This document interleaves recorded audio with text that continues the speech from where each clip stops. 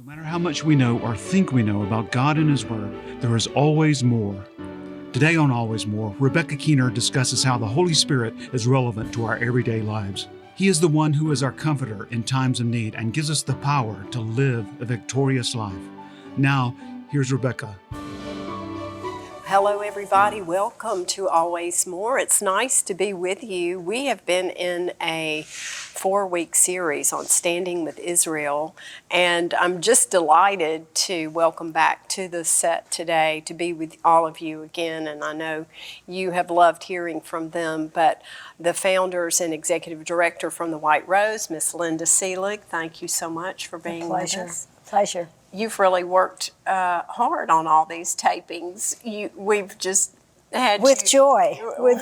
Well, it's been a joy for me too, and we're just so blessed. And then Julie Rao, who is the executive director of the White Rose Society, and she's the one making it all happen and following through with connections and getting more people involved. If you did not see the program from last week, we would encourage you to go back on our YouTube Facebook page and you can see a wonderful video about the White Rose Society that will tell you all about it and who has been a part of it. Some very special people.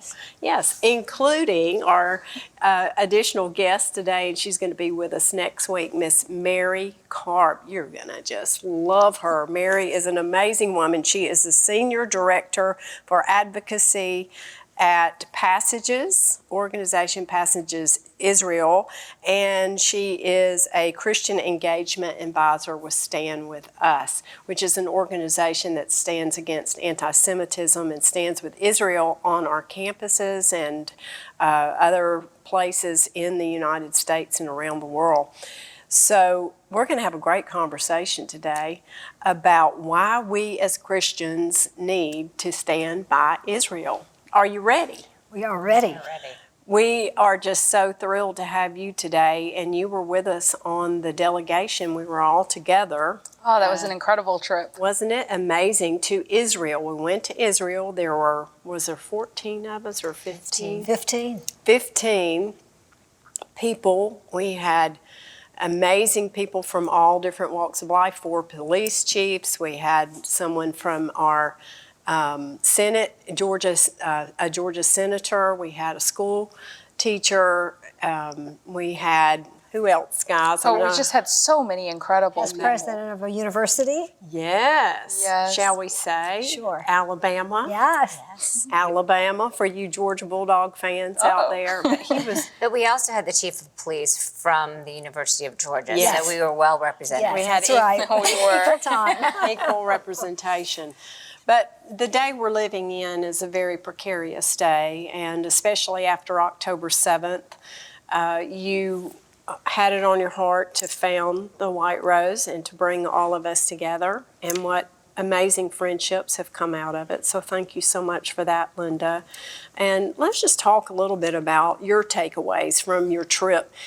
Matter of fact, you came back from Israel and went again. I did. A couple weeks later, just a few days after Christmas, I took some college students with Passages to Israel. So it was really nice to be able to be there with y'all beforehand to really get to soak in the experience and prepare to lead those students because that was quite a big job, but it was very rewarding. What was it like? Oh, it was incredible. The students, many of them, it was their first time in Israel, and so they were really just soaking everything up, not only the historical, biblical sites, but also seeing Israel after October 7th. We took them down to the south, just like we did, went to go bear witness at the Nova site and a kibbutz that Hamas had gone and pillaged on October 7th.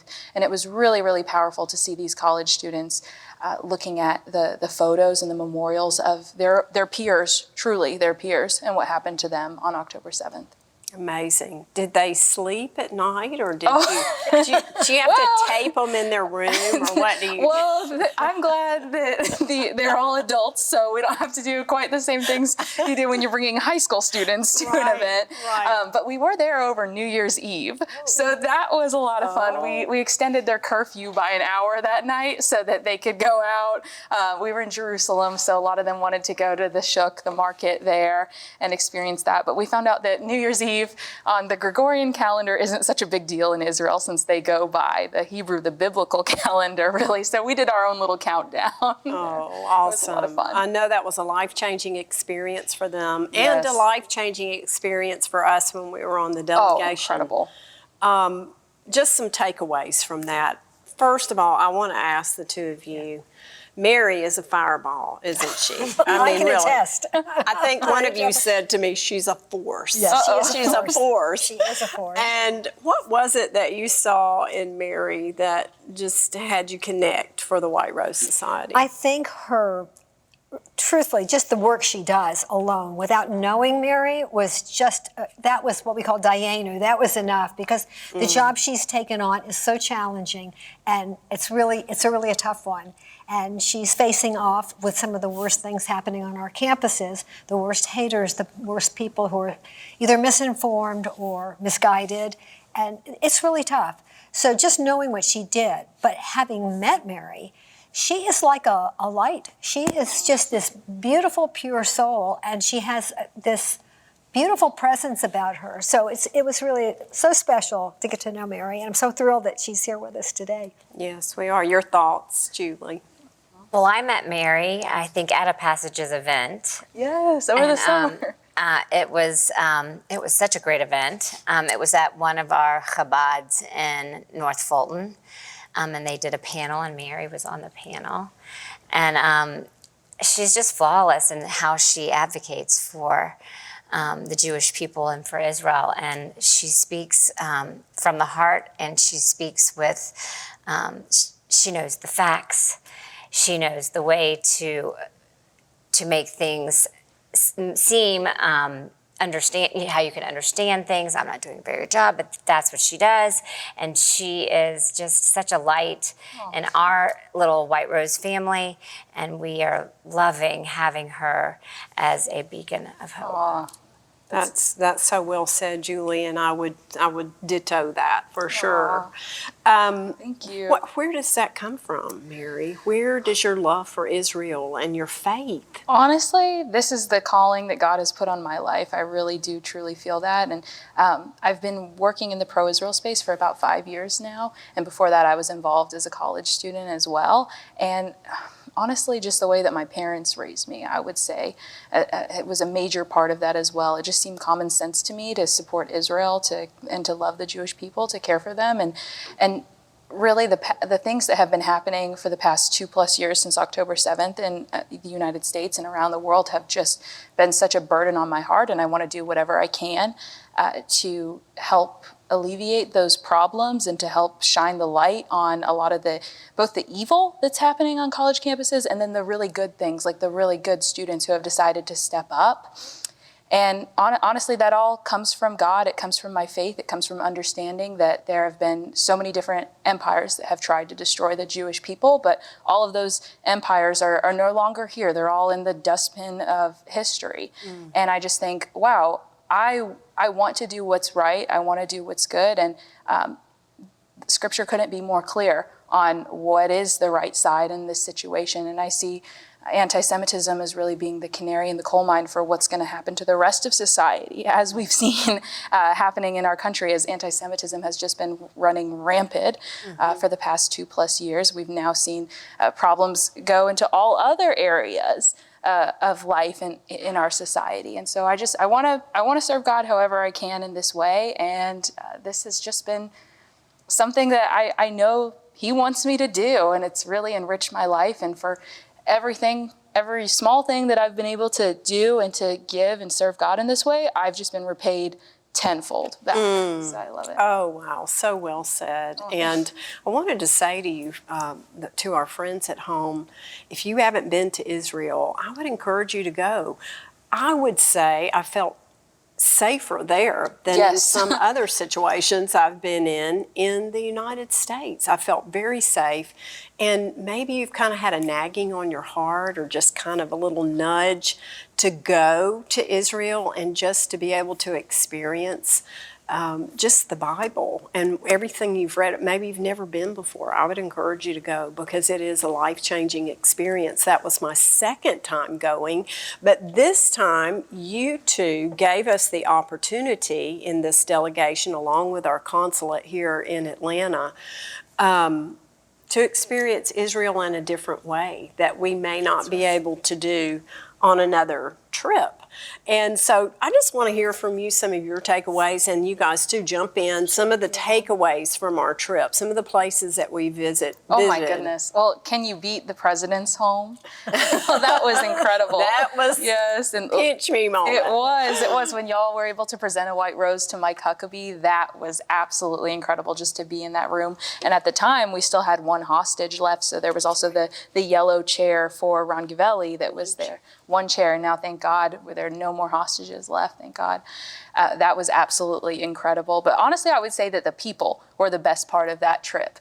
I was telling y'all when we were in Israel that a lot of times, because I'm going on college campuses, trying to find people who care about Israel, trying to help both Jewish and Christian students, really any people of goodwill who will stand against this hatred, a lot of times that work gets really lonely because these college campuses are such dark places nowadays. And it was honestly just so uplifting to be with a group of people who all had a stake in the game, who had all done many things to stand up against anti-Semitism and to stand with Israel. I felt like every single person in our group was just somebody that I wanted to talk to and just learn as much as I could from them. So yeah, I'm very glad that our group is still able to get together, and most of us are here in Atlanta area and in the Southeast, and so we can all just continue to build each other up. Yeah, and you just really have a way of just becoming someone's friend. I think everybody feels that about you, that that was everybody on the trip. Oh my gosh. Yeah, it was very, very special. It was. Julie, you and I were talking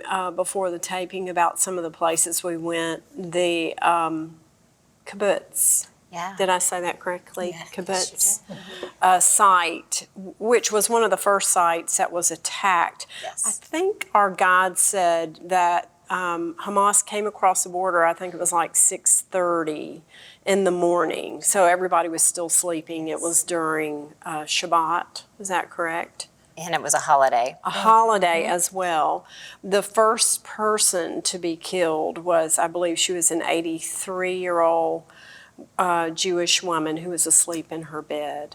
What were your thoughts as we walked through? Just want to hear from the two of you, that community. It was very sobering. Very somber. Very sobering. I think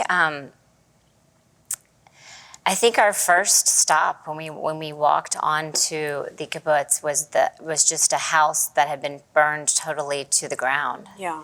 And the only part of it standing was the safe room. And it was the house of an older man who happens to be related to some of our Atlanta friends here in Georgia. Oh, I didn't know that. And he had a caretaker with him. He was an older man, and he was burned in his own home. And as one of the first as well, because he was right there at the beginning. But I think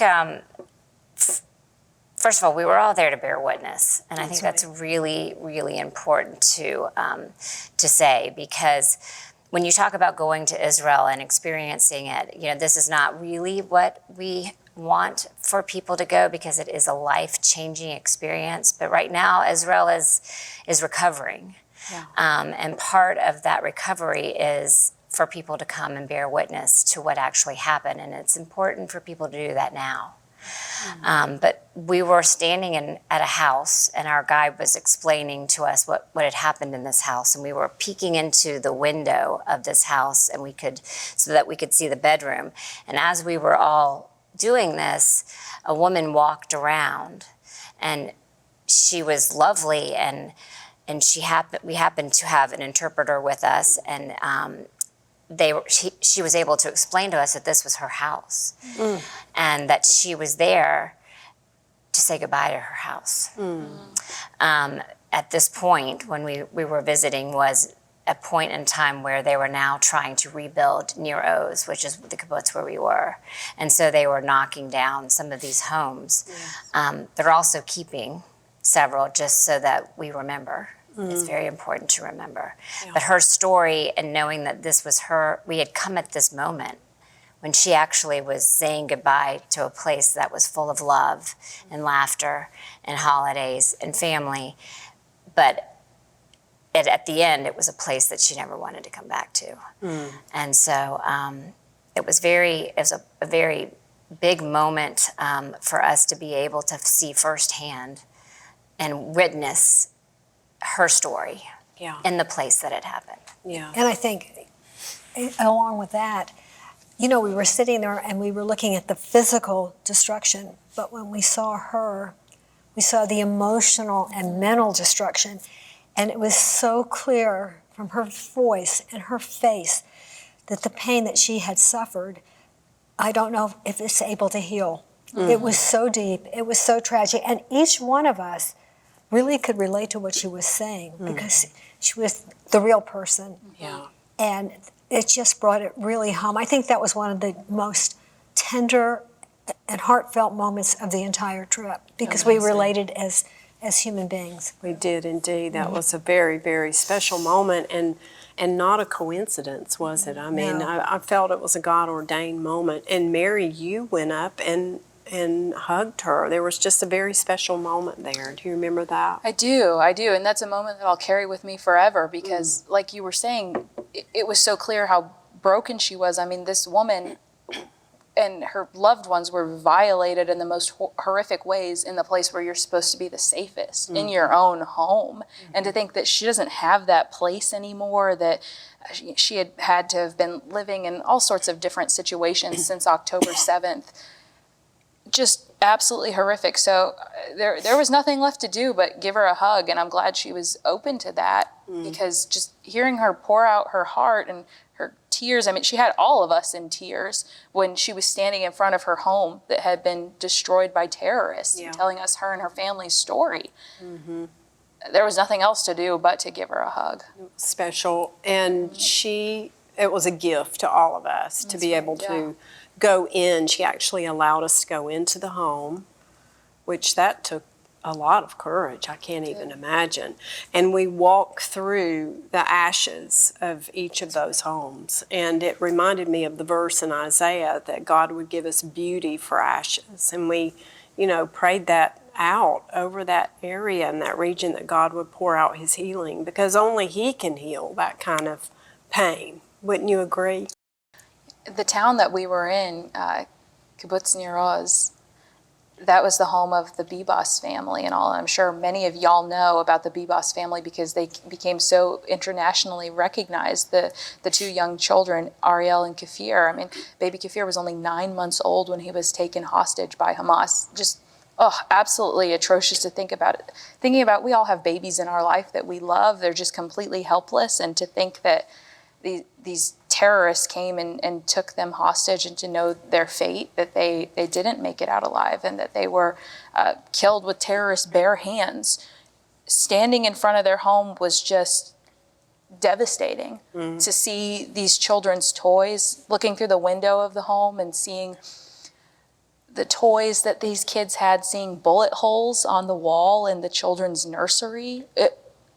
It's unimaginable. Yeah. It's absolutely unimaginable.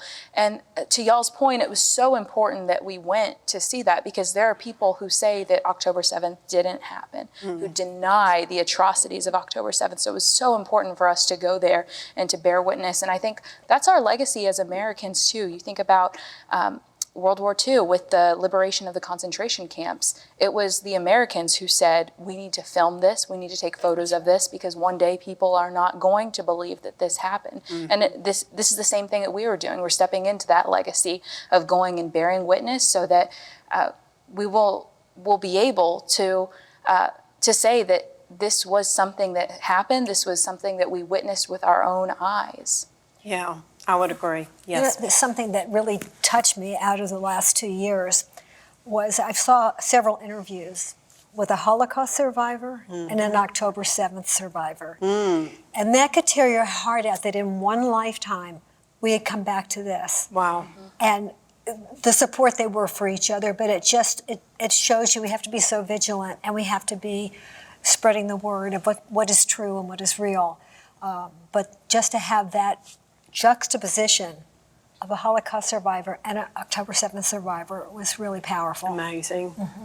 Sarah Dot was another place that we went that sticks out in my mind, and Julie and I have talked about that as well. Police station that was sabotaged, seized upon by the Hamas, and one police officer met with us who was he the only survivor that day? One of the few. He was one of the few. There were 20 who were actually killed and burned inside. It was burned to the ground.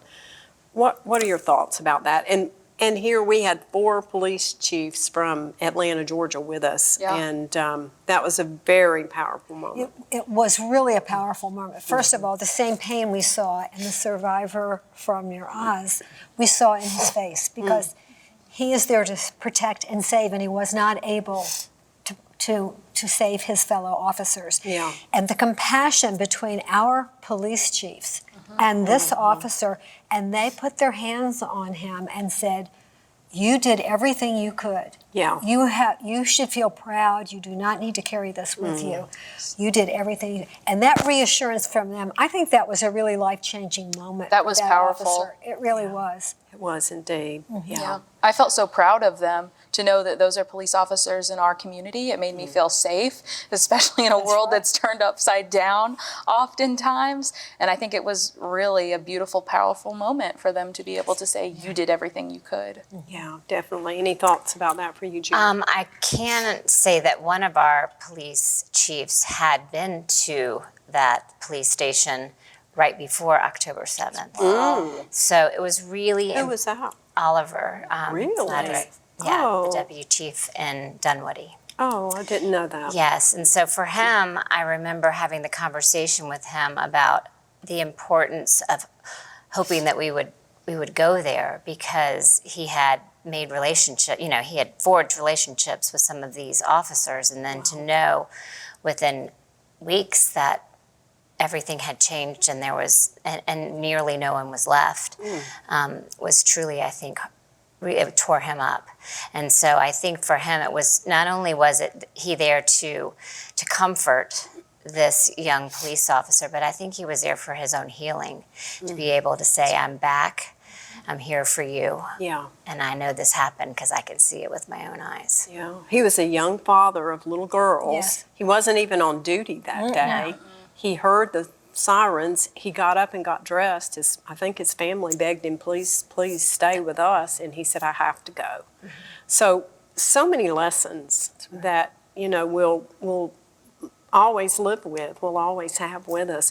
One picture in my mind, Mary, you were having a conversation with one of the retired police officers who had worked there, and you were standing by a post, and you told me the story about it. Are you with Israel? Yes. Do you remember that? Yes, because I had been to that police station once before, and then I also went back a few weeks later with the college students, and I saw that retired police officer again, and it was good to see him. And I reminded him that I had been there recently, and I showed him the picture of us with the police chiefs, and he remembered them and sent his best as well.